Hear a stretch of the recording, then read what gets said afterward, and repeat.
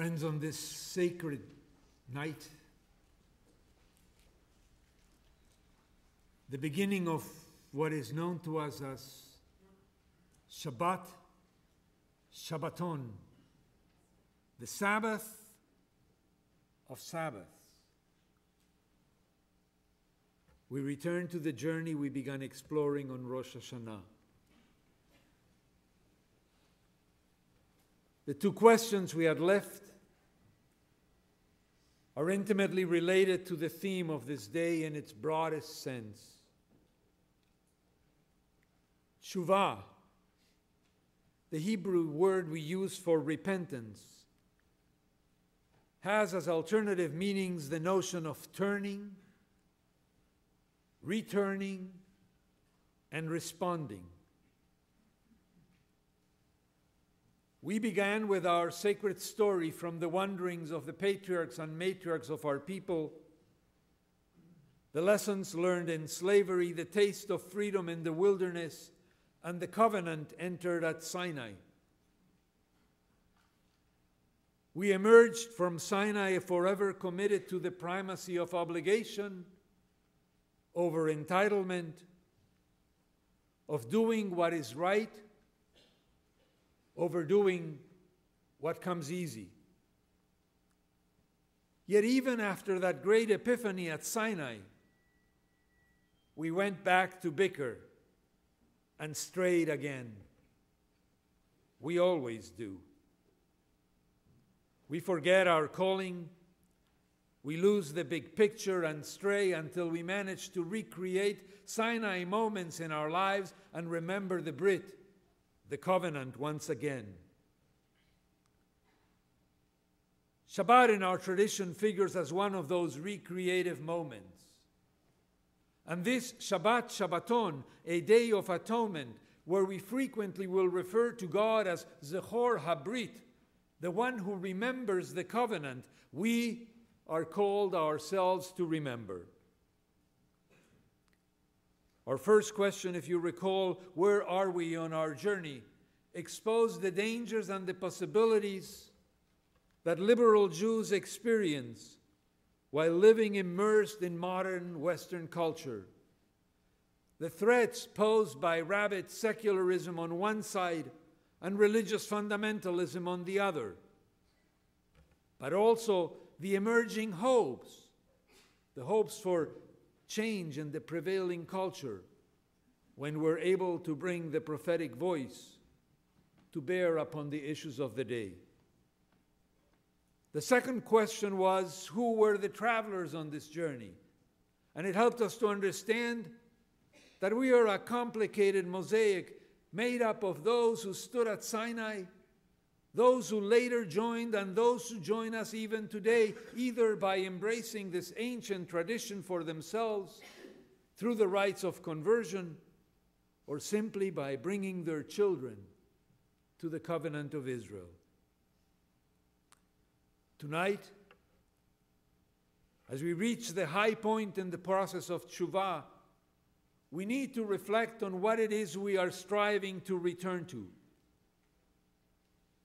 Infatuated by the brightness of secular culture, multitasking often just to make it in this modern world, entertained by the media in a race to nowhere, we're lost and often off the grid. Besides realizing our personal failures of conduct, of speech, of conscience and deed, which leads us to return to our better selves, I would suggest that Judaism offers us collectively a compass for working our way back to a meaningful life. There is an old story told of Yekel, the poor Yid from a small shtetl, who dreams of a treasure buried under the bridge by the king's palace in the big city. He takes the perilous journey to dig it out. He sees the bridge, but it is heavily guarded. while trying to figure out how to get under, to dig without being seen, an officer of the king approaches him. "What are you doing here?" he asks. Yekel the Yid meekly answers, "You know, I had a dream that a precious treasure was buried under this bridge." "You fool," the officer responds.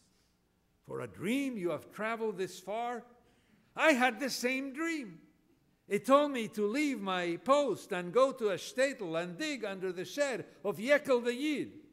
And there, I would find a great treasure." Imagine how stupid. Yekel understood the meaning of his dream, returned to his village, and under his hut he found the treasure. "Lo bashamayim hi, it is not in the heavens that you should ask who will go up and get it for me," our Torah reading tomorrow will tell us, which of course is the answer to our third question. And I have yet to tell you what the question is. What do we carry with us? And it is the answer because the Torah continues, "It is very near to you, in your mouth and in your heart, and you can do it." What do we carry with us? We have the joy of being carriers of Torah, both in its narrow sense of the 5 books of Moses, and Torah in its widest sense of the whole Jewish tradition, a Torah that is, from its inception, ethically focused. You know, there may be no greater contribution made by Jews to Western civilization than that of a God who is the embodiment of justice. The teaching that God, holiness, righteousness, justice, and law are essentially synonyms, and that the pursuit of righteousness, let justice well up like waters and righteousness flow like a mighty stream, in every aspect of our lives, is that which characterizes so much of what we carry in our journey. Backdrop and center stage. Torah educates and mandates towards justice for all and exempts no one from its struggle. No one. How different our ancient culture from prevailing culture all around us.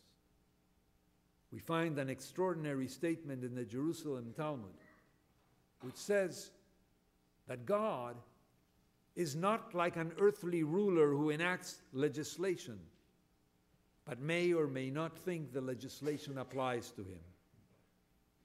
God enacts legislation and is the first to observe it. And the corollary, we know from the range of Jewish experience, is large.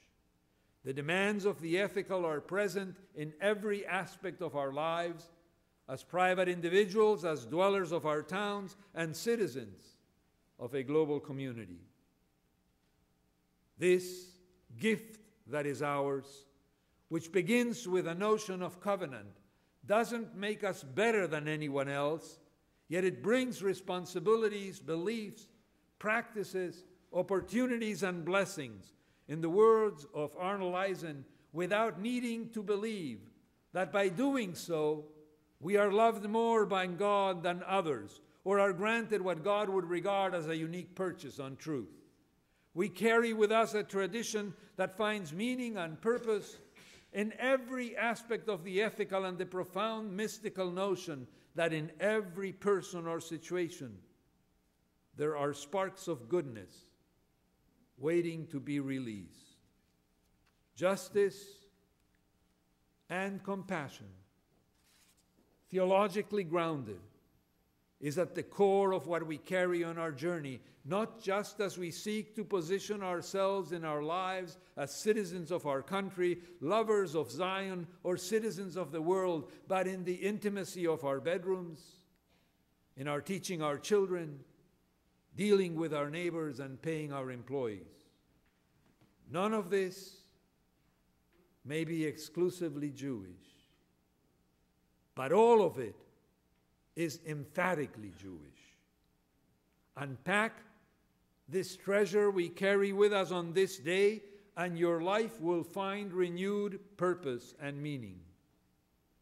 We are Jews when we accept that we are in covenant first with the Holy One of Israel and then with each other, or vice versa, as we may see later.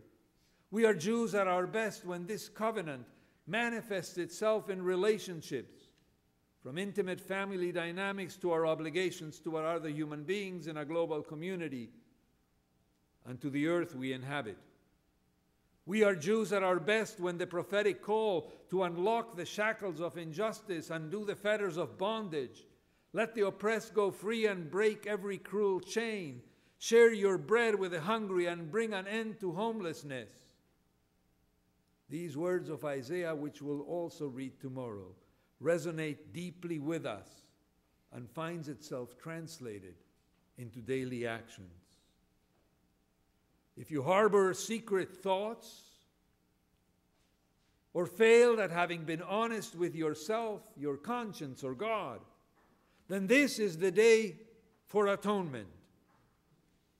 But if you fail in the prophet's demands, then you need to seek your kin, the poor and the oppressed, and set yourselves straight with them. You need to share again and learn how, in concert with others, you can affect change in our world. For as Abraham Joshua Heschel taught, not all are guilty, but all are responsible for the injustices that surround us while we hectically go about our lives. To live in covenant means not only to be freed from a slavery that has become oppressive, work, homework, extracurricular activities, uppers and downers. To live in covenant, not ever easy, is the very beginning of embracing our freedom for a purpose that is larger than ourselves. To live in covenant as Jews, we envelop ourselves in Torah in all its richness. We learn from what was. We learn even what we've left behind. And we learn also what we can bring to it. Neither Torah nor this day are miracle remedies for what pains our souls. Not everything that is faced can be changed, but nothing can be changed until it is faced, James Baldwin taught. To make tshuva is to face up to the sorry state of our existence, the cracks in the social compact, and the dangers that lurk in our world, and commit to do our part in setting them straight. Torah is what can help us when faced with crisis and we feel unsettled. For then the words of the prophet will resonate again. God will slake your thirst in drought and renew your body's strength. You shall be like a watered garden, like an unfailing spring. Your people shall rebuild ancient ruins and lay the foundations for ages to come. You shall be called repairers of the breach, restorer of streets to dwell in. Where are we on the journey? Up to our noses in modern Western culture, wedged at this time in history between fundamentalist religions and fundamentally secular cultures. Who are we, the journeyers? All those who acknowledge that chain of faith, history, and culture that stretches back all the way to Sinai. And what do we carry with us that makes the journey possible? A Torah of justice and righteousness. And so to our fourth and last question. Who goes with? The W in who capitalized. Who guide us? At the heart of Judaism has been an ever-evolving belief in the one God. One of the concepts our ancestors affirmed and embraced for centuries was that this God was present in history. One who first, at the Sea of Reeds, rescued and saved, and then liturgically became transformed into the one who continually or perpetually rescues and saves, the Goel Yisrael, the Redeemer of Israel.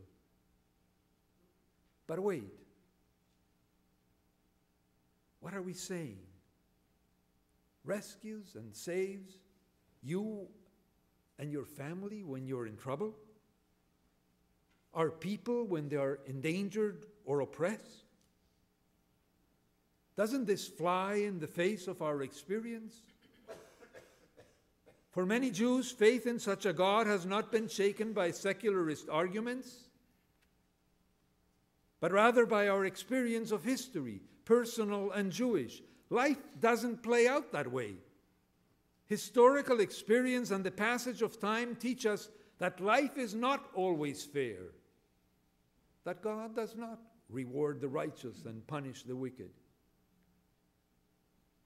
Yet if we reject God because we cannot abide by the childish definitions we grew out of, it would seem to me that we're only rejecting a God that was of our own childish creation.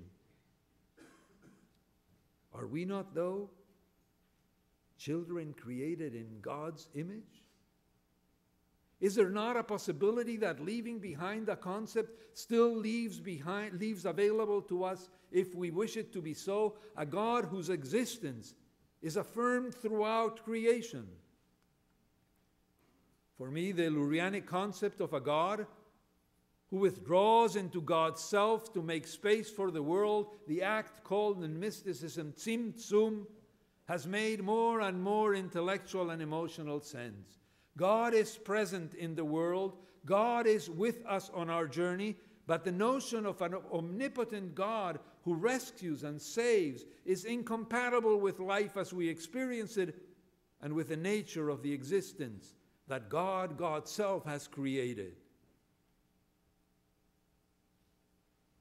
In the complicated yet brilliant thought of Tony Byfield, God is, he says, but God is not capable of doing what God rendered God's self incapable of doing when embarking in the risk of creation. Just in case you didn't get it, I'll tell you again. God is, but God is not capable of doing what God rendered God's self incapable of doing when embarking in the risk of creation. What a chance God took when God granted us free will. Even the chorus of angels was wholly against the creation of humans. They will be bent on evil, they exclaimed, and protested before God. You know what? Creation proceeded anyway, and free will was granted. God is with us when we hurt, in the valley of death, when we suffer the loss of a loved one, or when we mourn as a people. But God will not turn the waters upstream to save us from our own undoing. In my own theological growing process, I came to understand that God, whatever you or I may make of this rare combination of letters we agreed would define something greater than ourselves, continues to enlighten the journey and adds depth, perspective, and meaning to our evolving human conversation on the nature of what is ethical. As I explained to a class not too long ago, there is a God I can intellectually talk about with you, but it may not necessarily be the one God whom I address in prayer, the one who makes demands on me all the time and metaphorically gives me a kick in the rear when I go astray. Though it may not work for each of you, It works for me, and I offer it to you. As we come to the close, having begun to explore the 4 questions, you can now try to imagine how they fit and how they could mold our own conversations. We're talking about an ever-evolving tradition. We contemplate Abram at the beginning of the journey, the coalescing at Sinai, our flourishing in the promised land, our travails in dispersion and exile, acculturation and assimilation, having created the context. If you remember, we come to our synagogue 60 years.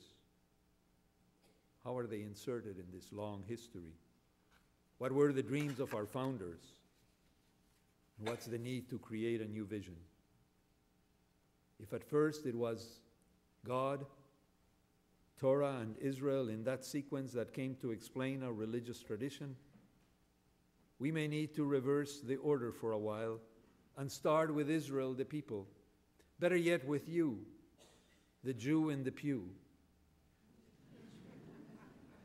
That is why we embarked on our community conversations, to understand how each of you perceives the journey. What is your relationship to this people? What does it mean in your life? What's its value? Do you recognize the baggage, the rich baggage you carry with you? Can you be bothered to make sense of it? If the answer in any way even borders on yes to any of the above, then your individual journey is already Jewish in the context of a multifaceted religious culture that we've called Judaism. And it leads to Torah, to deepen through study a commitment to the ethical, a striving for justice, a celebration in ritual, a life in community. Schwer zu sein Aid, they used to say. It's not easy.